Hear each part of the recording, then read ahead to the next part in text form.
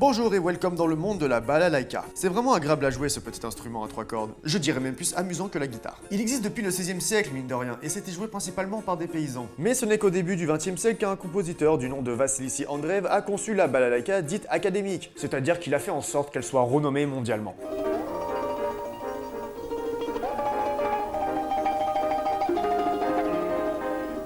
Durant les années 30, la confection de balalaïka s'est arrêtée et il était assez difficile d'en trouver. Puis ce sont deux joueurs de balalaïka qui se sont dit un jour, et si on remettait au goût du jour cet instrument? Et c'est ainsi que l'aventure commença pour Evgeny et Sergei. Ils décident de produire et de vendre leur propre instrument via leur mini-entreprise Balalaikers. Les prix varient autour de 100 € pour un instrument à l'unité. On peut y trouver également un instrument appelé gousli. C'est l'équivalent d'une lyre mais russe et vieille d'environ 500 ans. Plutôt relaxant à écouter.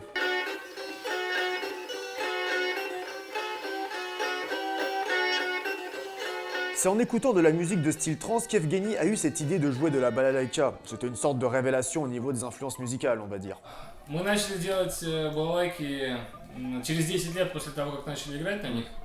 3 года назад мы сначала открыли музей балалайки в Ульяновске. И тогда поняли, что на самом деле играть людям не на чем. Потому что делали только чуть-чуть совсем в России балалайк и только делали для профессионалов, для музыкантов, которые ходят и играют там, в музыкальных школах, училищах, в институтах учатся. А для простых, таких как ты или как я, никто не делал балалайк. Мы поняли, что мы должны начали делать и начали продвигать балалайку, чтобы играли все. Поэтому теперь мы хотим, чтобы играли все и потихоньку все заражаются. Вот теперь ты тоже играешь. Ah mais avec plaisir, je suis venu pour ça. Le doigt se doit d'être fluide et léger lorsqu'on frotte les cordes. Evgeny a trouvé une bonne comparaison. Чуть-чуть другая такая. И он должен быть как сосиска. Saucisson. Il m'aura appris les 3 notes classiques à jouer et elles portent des noms comme chant, escalier et toit. Voyez un peu par vous-même.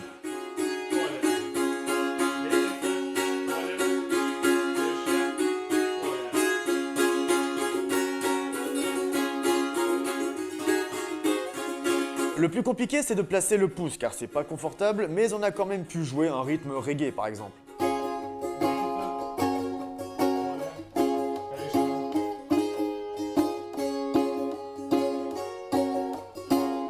Et on aura tenté de jouer la chanson Get Lucky des Daft Punk, du moins lui le maîtrise mieux que moi bien sûr.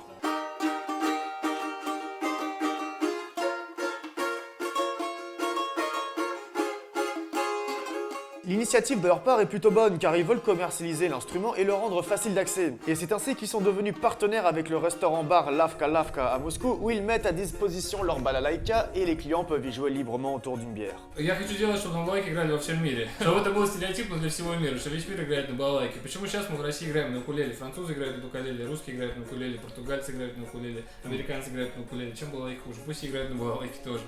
Чем больше инструментов хороших играют по всему миру, тем лучше.